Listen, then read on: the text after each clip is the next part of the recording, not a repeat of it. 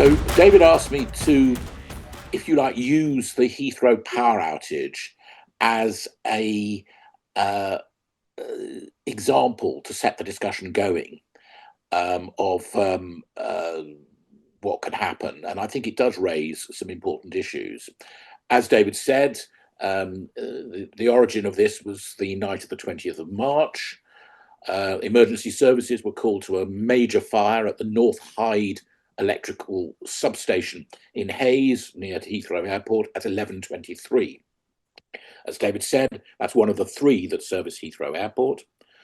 Now, the immediate consequence of the fire was an interruption of power supplies to 16,300 homes, as well as the airport.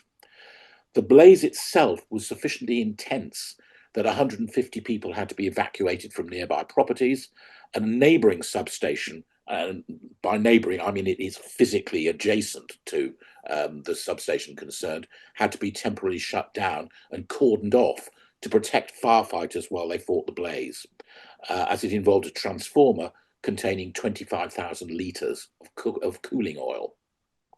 The fire was finally under control by 6:28 the following morning, and the local grid had been by then reconfigured to restore power to local homes, and all of them were back online later that day.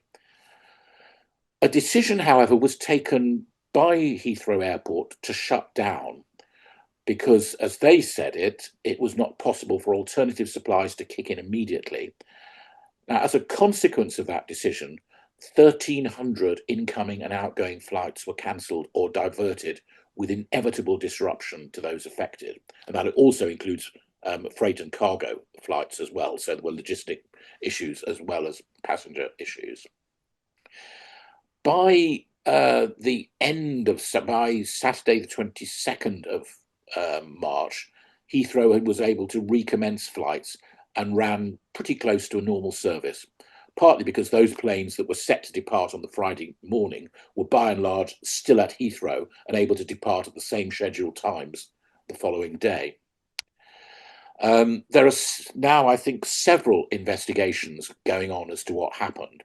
One is into the grid's performance and one into what happened at Heathrow. And we'll have to wait for those, for all of the lessons to emerge, and some of those may only be shared internally. I say may only be shared internally because I think there is a degree of embarrassment which led to the rather unseemly sign of very senior people from both organisations, the National Grid and the Heathrow Airport, basically pointing the finger at each other, blaming the other for what had happened. Frankly, the public relations and media handling of all of this left a lot to be desired. And I think it's true to say that even if those two inquiries conclude that all the processes worked perfectly, that's not going to play well when people have had their plans wrecked or been severely inconvenienced for 24 hours. And it was certainly probably, in terms of media handling, wasn't a good idea for the CEO of Heathrow to admit that he'd gone home to bed while the airport was closed. Now, but there was some good news about all of this. Like many people, my first assumption when I heard the news was that this was deliberate, probably state-sponsored sabotage. And this is particularly so after the spate of rather mysterious arson attacks at key sites across Europe in the preceding year. Now, I've been assured by the London Fire Brigade and the counter-terrorism police investigators that this was not the case. It was a genuine accident. But it is a reminder of the strategic importance of electricity substations. And while they are reasonably well protected, they are by no means invulnerable. 30 years ago, there was a well-developed plot by the IRA to blow up a ring of substations around London to cut off power to the financial and government heart of the UK. It was thwarted because by then the IRA was sufficiently penetrated by undercover officers so that the plans were discovered in time. Subsequently, 6 men were sent to jail for a total of 210 years.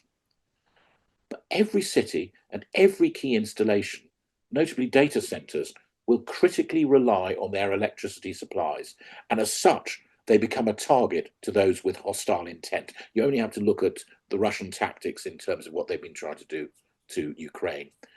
So a question for all of us is, are the supplies to our essential infrastructure sufficiently physically secure against attack? Now, generally, the UK electricity grid is pretty resilient. Outages are usually short, and failures in one place are rapidly remedied by power rerouted from other sources. But I want to give you another example of how the knock-on consequences of even a very short outage can be extensive. So at 16:54, on the 9th of August 2019, there was a simultaneous loss of one gas and one offshore generator, quite separately. And despite the backup arrangements, the temporary reduction in frequency of the electricity supply led to a power cut in some areas of the country. The grid itself stabilized within 15 minutes, and all demand was reconnected in every area by 1740, so less than an hour. That's the sign of a resilient grid, one which responds correctly. Now, that outage was caused by two completely unconnected random events that produced a modest cascade effect. The electricity grid did what it was expected to do, and power was restored extremely quickly. But there were consequences. Nearly 1 million people were without power, but for less than an hour. Newcastle Airport was plunged into darkness for 15 minutes. Ipswich Hospital was hit by a 30-minute power cut because the emergency generator had failed. Patients trapped in lifts, interruptions to supplying the cardiac unit. I think the interesting thing is that someone within government saw it as a point of congratulation that the emergency generators failed in only one hospital. Because inevitably, emergency generators are only used in emergencies, and you often found when you try and use them for real that they don't work quite as well as you'd hoped. Some traffic lights in London, Bradford and other areas failed, leading traffic police to say it's like Grand Theft Auto out there. But, and this is the point I want to make, the most prolonged effects were on the rail system. 15-minute outage, but the major delays on the rail system lasted throughout the night. The reason?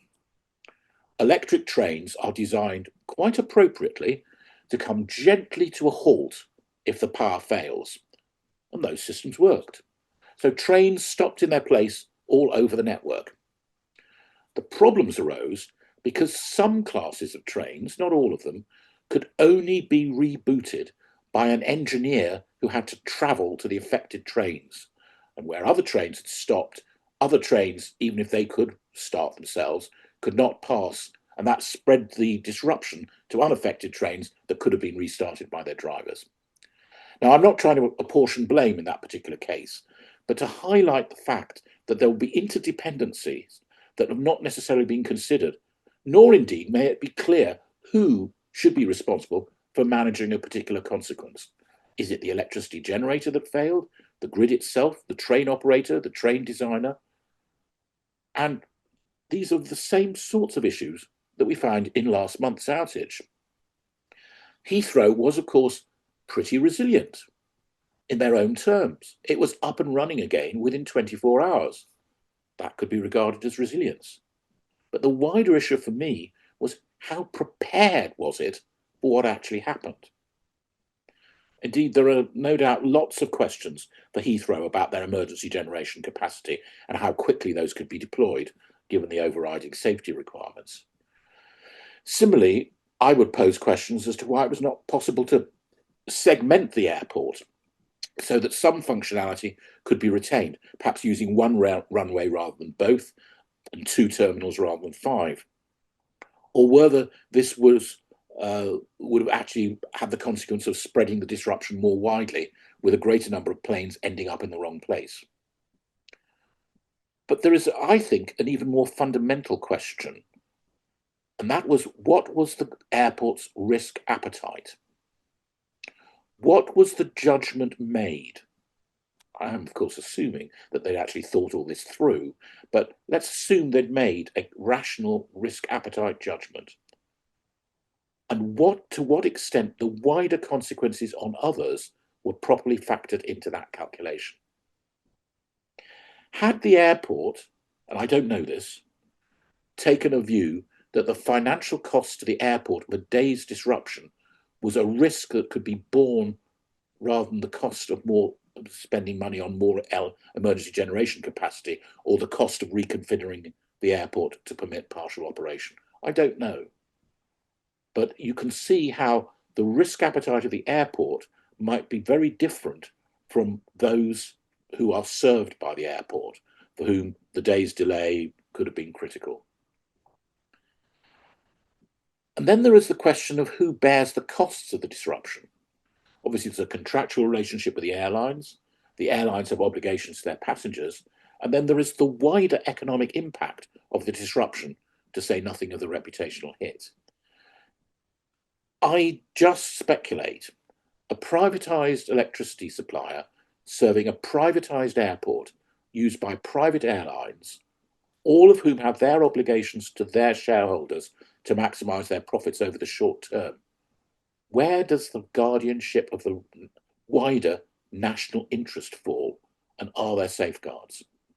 Now, it may be months before the results of the various inquiries into what happened at Heathrow a month ago are fully known. But even without those, I suspect that there are many questions that we should all be examining about the critical infrastructure of our cities and their preparedness as opposed to their resilience. And the question being asked as to who bears the burden of disruptions caused, because it may not be the entity which is actually managing them. I'll stop there and hope that prompts some discussion. Thanks very much.